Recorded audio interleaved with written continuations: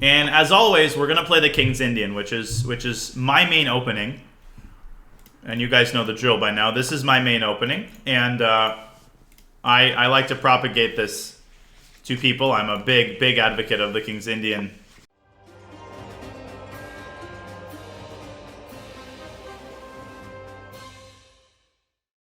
Now he plays bishop g5, which is a bit of an odd developing move, although it does make some sense, as we're going to castle. And now, okay, so he plays something called the Smyslov system, named after former world champion Vasily Smyslov, but he plays it in a bit of a weird way. Usually in the Smyslov system, the knight gets out to c3 first.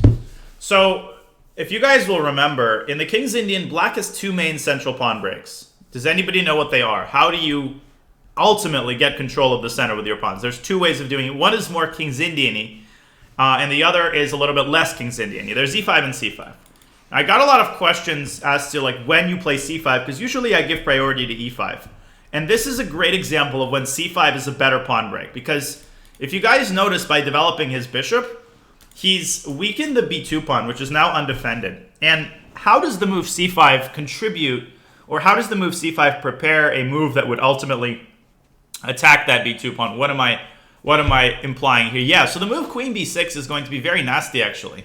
Thank you, Cat Rocket Moo. And that doesn't mean I'm going to play queen b6 immediately, but just the possibility of this move is quite unpleasant for him, because the bishop has gone outside of the pawn chain. So also, I quite like the idea of going c5 because it keeps the diagonal open for the bishop. So c5 is definitely a very legitimate idea. Whoa! Alexandra, thank you so much. A big honor to be rated by Grandmaster Alexandra Kostyniuk. Welcome, everybody. We're doing a little bit of an educational stream right now, a bit of a speed run. I'm not sure if it was a Russian stream or an English stream. Was it a Russian stream? Or was it an English stream? English, nice. All right. Very cool. So, he's gone d5. Let's continue the game. Now, we have to understand, as I always say, when a move like this is played, what are the effects? What effects does this create? What I notice here is that this opens the long diagonal for the bishop. Okay, so what does that mean? How do we exploit the fact that this long diagonal has been opened?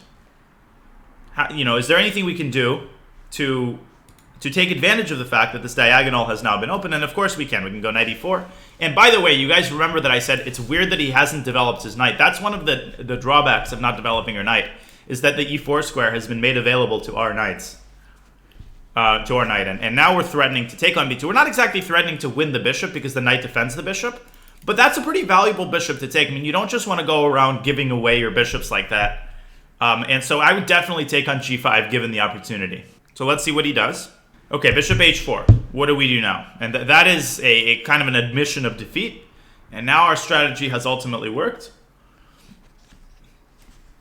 Yeah, we take on b2. And he's actually kind of busted here, because as you guys will notice, the amazing thing is he can't even get really a piece for the rook. And the most obvious move here is knight b to d2, which would attempt at least to link the queen with the rook. But after knight b d2, we wouldn't take the rook immediately. I'll talk about that if he plays it. So that's why c5 in that position is okay. So one of the mistakes I often have talked about on the stream is the concept of automatic moves, or playing on autopilot. And a lot of people here would immediately take the rook because you would celebrate, I've won the rook. But it's very important in these positions to take a little bit of time, because it may very well be the case that if you spend a couple of seconds, you'll be able to find a big improvement over the obvious move. And if you notice, what do I always say about the queen? The queen is the worst defender on the board, because the queen is very easy to dislodge. That is exactly what we can do here. We can knock the queen away from its protection of the rook with a very cool move, knight c3. And if you notice, the queen has no squares along the first rank. It has to move away. But then we take the rook. Our pieces will get a little tangled up there. But at the very least, we'll cause them some more trouble. So he does have a way, I believe, of winning that bishop back. But we'll see if he does that. As you'll see, this is still a better version for black than immediately taking the rook. All right, so we take on a1. And some of you guys can spot how this bishop can be trapped. Now the knight is sort of blocking. Okay, so he didn't quite see it, which gives us a bit of a respite. Now this is still not easy though on my end, because he wants to castle. And once he castles, that bishop on a1 is going to be under fire. So it's actually very hard to get both pieces out. And you have to come to terms with that. We are going to lose one of our minor pieces. And the correct strategy here is to come to terms with that. And if we do, we want to give away... first we have to decide, do we want to give away the knight or do we want to give away the bishop?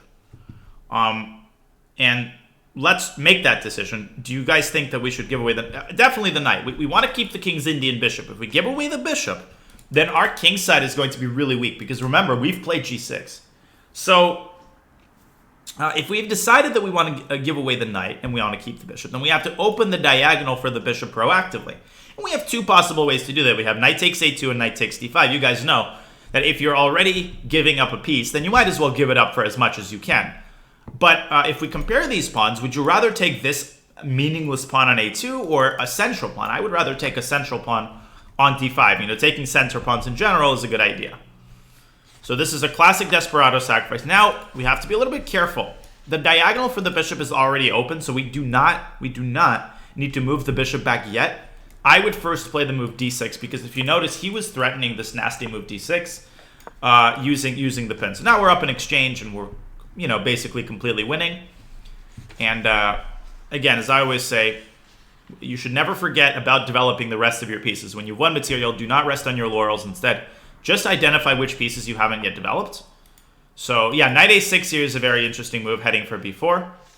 And that's in a very much King's Indian spirit. Just not to block the bishop. Knight d7 would also have been possible. The knight could also head to c7, by the way. Then I could also head to c7, by the way. So we have this dual idea. Knights on the rim are dim, but this is kind of like Frankfurt Airport. That's the comparison I make. This is merely a transit point for a better square on which the knight is doing something. You shouldn't be afraid of that.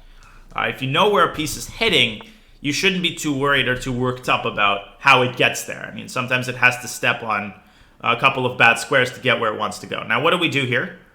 What do we do here? We need to be very attentive to what's hanging and what our opponent has let us... Yeah, exactly. Knight takes d5 is right. I mean, that's just another free pawn. No reason not to take it. And now we've basically destroyed his entire center. And all that remains for us to have, you know, a relatively easy win is to develop this bishop, maybe to f5, maybe to g4, although that's not urgent. We'll also need to take care of that b7 pawn, though, if we do that. But what I want to make clear, you guys, is that knight d6 we could take with the queen, because the pawn is not the only piece defending this pawn. So what I want to make clear is this balance, this dichotomy between, on the one hand, you shouldn't get too concerned about taking pawns when you're up a lot of material. When you're up in exchange, you know, or you're up whatever it may be, a piece, then you shouldn't go out of your way to win more pawns. But if there is a free pawn that you can just take, that doesn't mean you shouldn't take it. And I want people to keep that balance, or to keep that distinction in mind. If you're up material, that doesn't mean you shouldn't take more material categorically, but it means that you shouldn't risk your position to take, let's say, another pawn. Okay, now let's drop the knight back to b6 so we can kind of hit the bishop. And between f5 and g4, where do you guys think we should develop this bishop? Assuming that he moves the bishop on c4, yeah. So we should definitely develop it to f5, because then we can extract the most, let's say, the most juice out of this bishop. Now this bishop is really a Chad. Giga Chad. It's pinning the queen and the rook. This is like a horrible situation for white, because if he moves the rook, then the queen is going to be pinned. And if he moves the queen, then the rook is going to be pinned. So it's like a permanent pin. And how can we exploit this pin? Well, we need to find ways to attack the knight, and a way presents itself, which is, of course, d5. The move d5, you guys should kind of see it intuitively, because that's a way of attacking the pinned piece. And I call this the sort of knife and fork, right? In order to cut a steak, you stick the fork and then you cut with a knife. It's the same thing with a pin. The bishop is like the fork to keep the knight still, and then the pawn is like the knife. That's a bit of a gruesome analogy, but I think it makes some sense. Well, c4 is a good move, by the way, as well. c4 is a great move before d5, because if he takes on c4, then we can take on c4 and go d5. I'll show this after the game. I'll show this after the game, but c4 is also a nice move. Yeah, but don't confuse the utensil fork with the, yeah. I assume I understand that could be a bit confusing. All right. So let me just write this down. Okay, so move 18. Okay, so here's the thing. c4 is actually a very high level move here because if we play d5, that does work. That does work. But you guys notice that he'll be pinning that pawn to my queen. So there might be some sort of, sudden idea he might have where he like takes the pawn with his bishop. So ideally, we don't want his bishop involved in pressuring the d5 pawn. And so the move c4 comes to mind. Of course, a lot of people are thinking, well, what if he just takes on c4? Well, then I notice that the bishop and the queen will be on the same file. And we have a rook on a8 here that can exploit that. That will create another pin. So we'll have two different pins against two different minor pieces. And we don't even need to calculate in the event of that. You can use your intuition here. And I just find it incredibly hard to believe that in the event of bishop takes c4, rook c8, he's going to have a way to escape the pin. Now we go d5, and this pawn is quite a bit safer now that it's no longer pressured by the bishop. I hope that makes sense. Maybe I didn't explain that in the best possible way, but you get the point, I think. Okay, so Cyber he's trying to find some sort of way to save him. Now, the only pin that I have to be concerned about is this bishop, but... you know what I'm thinking of doing, guys, and this is a bit of a radical question. I've been doing this 10-minute speedrun thing, but I actually can reset my rating, my 10-minute rating, and then do like a proper 10-minute speedrun where I play like non-subs, or I could just do another one with 5-minute. Like, honestly, I could just do another 5-minute speedrun, and I feel like that might not be the worst idea. But 10-minute might be a better idea in general because it allows me to explain my moves in a more, let's say, mindful way during the game. But we'll see. So this knight is going to c3. That's the idea. Now we can go c3. We can just push the pawn forward. I'm not commenting on these moves because the win is so straightforward. The win is so straightforward here. Correspondence chess speed, no. Okay, let's go bishop back to f5. I did allow him to take on f5 and then take on d5, but it doesn't matter. My pawn on c3. Okay. So now, now if we take here, he wants to play knight f5. Thank you, Michiko. But in playing e4, he's exposed... Well, let me think. Yeah, this is actually... I'm actually going to...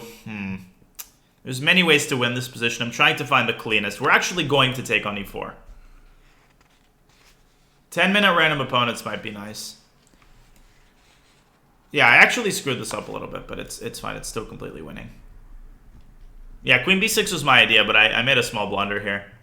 Doesn't change anything. Yeah, I missed this move, bishop f2, but now we go queen b2, and it's still completely winning. It's still completely winning. Thank you, Jackman1337 for the prime. Okay, he takes on e7. We go back. Now we're attacking his bishop, and we want to push this pawn down to c2. Yeah, looks like 10 minutes is winning. I'll ask for my account to be reset.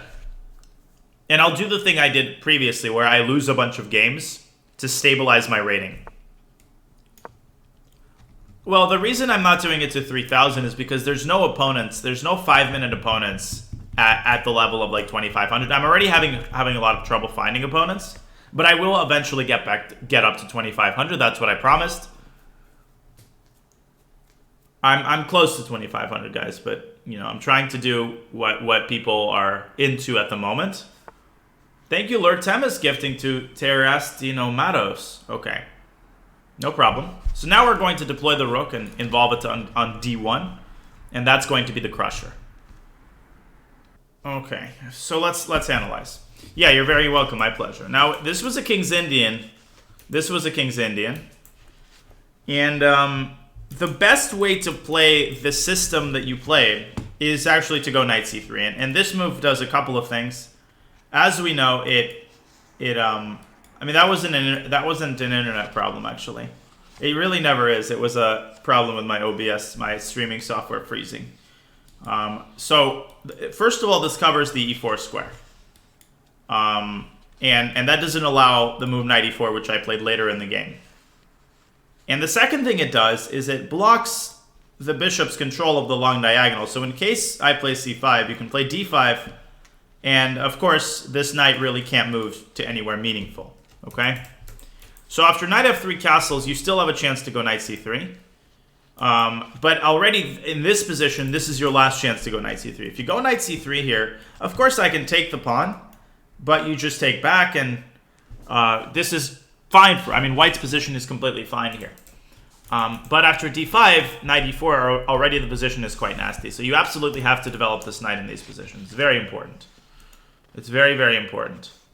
I'm going to challenge Bortnik on my other account in case he wants to play some 32nd. So what should white do here? What is the priority? In these kinds of situations, when you feel like you're in trouble, you have to prioritize. I mean, you need to figure out what you need to do first. And the top priority is to defend this pawn. I think you misprioritized here. You wanted to save the bishop. I get it, but you can't do everything here. So what would be a good way to save this pawn? And yes, white has to give up this bishop, and yes, that is quite nasty, but at least white is alive here. And what would be that move? Yeah, queen c2 is the best here. Takes, and yes, black can play e6, and I can open up the attack on the knight. This is like an amazing Benoni. If any of you guys play the Benoni, you'll know this structure. Black is better here, without a doubt. But at least white is not losing material, and you can complete your development, and you can play. So I think that you got a little bit overwhelmed with the defensive task, and after bishop b2 already, the position is quite bad. So I think that the last chance you really had to get a reasonable position, you can actually win this bishop straight away. And you can do that by playing knight to b3, and now the bishop is trapped. So what would black have done here? By the logic that we have applied, and we applied the same logic during the game, what would be black's best way to gain as much as possible for the bishop? Thank you, Anon-log, for the prime. It would be knight takes d5, right? So this would give white a choice, and it's not a pleasant choice. If c takes d5, then you can trap the bishop back. And that's a big win for black.